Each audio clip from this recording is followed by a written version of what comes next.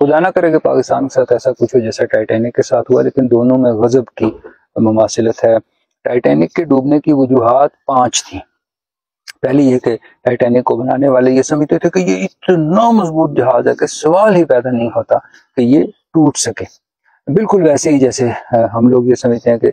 کیونکہ پاکستان دنیا کا واحد ایسا ملک ہے جو اسلام کے نام پر مارز وجود میں آیا، تو اس کے قیام میں اللہ تعالیٰ کا بطور خصوصی عمل دخل ہے، سوال ہی پیدا نہیں ہوتا کہ پاکستان کو کبھی کچھ ہو سکے۔ دوسری وجہ اس کے ڈیزائن فلاز تھے۔ مثال کے طور پر انہوں نے سوچا ہوا تھا کہ اگر جہاز کے اندر پانی آ گیا تو جہاز جو ہے وہ کمپارٹمنٹس میں تقسیم ہو جائے گا، جنہیں اندر سے ہم سیل کر دیں گے، پانی اندر نہیں آئے گا، لیکن انہیں ان کمپارٹمنٹس کی چھتیں سیل کرنا یاد نہیں رہا۔ بالکل ویسے ہی جیسے کہ جب پاکستان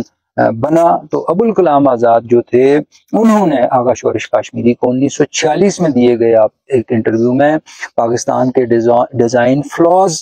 کا ذکر کیا۔ کوئی درجن بھر وہ باتیں تھیں، لیکن 2 باتیں میں ابھی آپ کو گزارش کرتا ہوں۔ مثلا ایک کہ جی انہوں نے کہا کہ جو قائد اعظم محمد علی جناح اور لیاقت علی خان کے بعد کوئی بھی سیاستدان ایسا دکھائی نہیں دے رہا جو پاکستان کو چلا سکے، نتیجہ یہ نکلے گا کہ پاکستان مارشل لاز کی زد میں آ جائے گا، اور ایسا ہی ہوا۔ دوسری بات انہوں نے یہ کہی تھی کہ جی کیونکہ پاکستان کو قائم کرنے کے لیے اسلام کا نام استعمال کیا گیا ہے، تو اس کا نتیجہ یہ نکلے گا کہ طاقت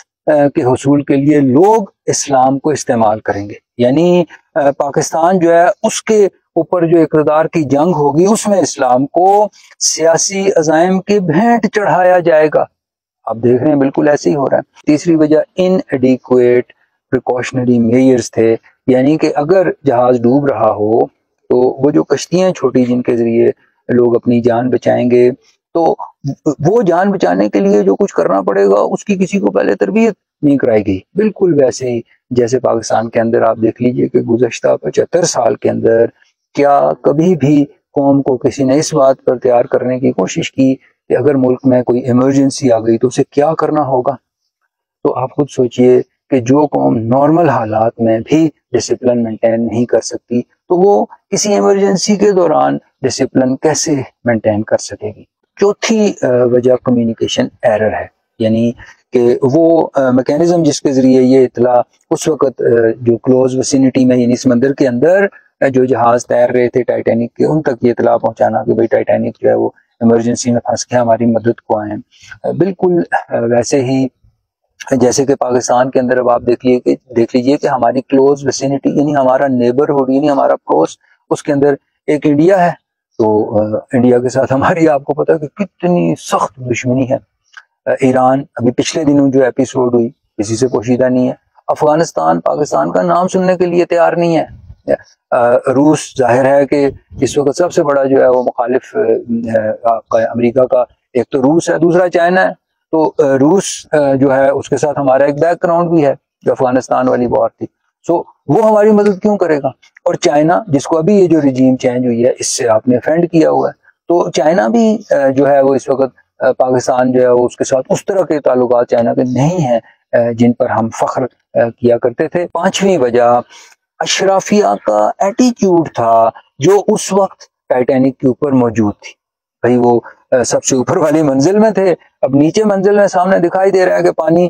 جہاز کے اندر آ گیا ہے، بعض لوگ اسے بالٹیوں کے ذریعے یا جو کچھ اور مل رہا ہے اس کے ذریعے پانی کو جہاز سے نکالنے کی کوشش کر رہے ہیں، بعض جو ہے وہ سوراخ کو بند کرنے کی کوشش کر رہے ہیں، لیکن وہ اوپر منزل پر جو اشرافیہ ہے اس سب سے بے نیاز، وہاں پر جو میوزک چل رہا ہے، جام چھلک رہے ہیں اور وہ خوش گپیوں میں مصروف ہیں۔ اگر ٹائٹینک کی اشرافیہ کے ساتھ پاکستان کی اشرافیہ کا مقابلہ کیا جائے تو پاکستان کی اشرافیہ تو 4 ہاتھ آگے دکھائی دیتی ہے کہ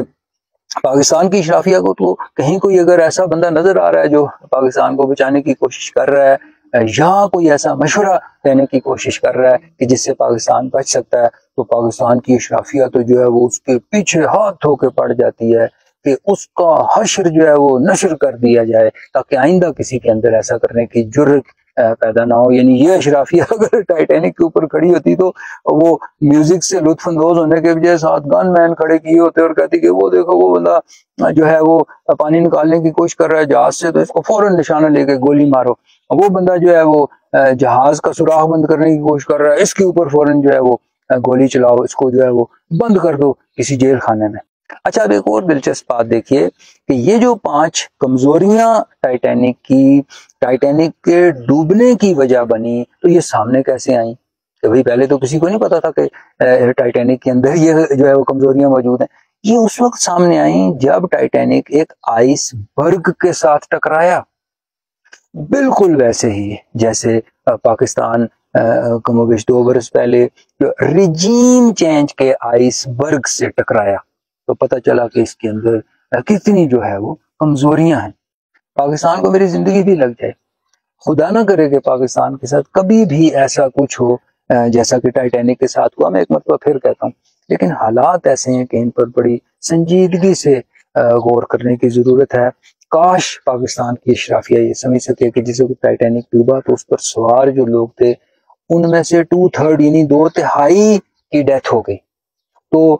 اس وقت پھر اس بات سے کوئی فرق نہیں پڑا کہ کون اشرافیہ سے کس کا تعلق تھا اور کون عوام میں سے تھا، اس وقت سب کے سب ڈوب گئے۔ اس وقت بھی جو اشرافیہ تھی وہ یہی سمجھتی تھی کہ ہمارے پاس تو اتنی زیادہ جو ہے یہ چھوٹی چھوٹی کشتیاں ہیں کہ ہم آرام سے اپنے عزیز و اقارب کے سمیت جو ہے وہ بچ نکلنے میں کامیاب ہو جائیں گے، بالکل ویسے ہی جیسے اس وقت پاکستان کی اشرافیہ یہ سمجھتی ہے کہ ہمارے پاس اور ہمارے بچوں کے پاس تو باہر ممالک کی نیشنلٹیز ہیں، وہ ہماری جائیدادیں ہیں، گھر ہیں، تو اگر کوئی ایسی ویسی بات ہوئی تو ہم بھی بڑے مزے سے نکل جائیں گے۔ لیکن میں آپ کو گزارش کروں کہ اس وقت کسی کو یہاں سے نکلنے کا کوئی موقع مشکل ہی ہے کہ مل سکے۔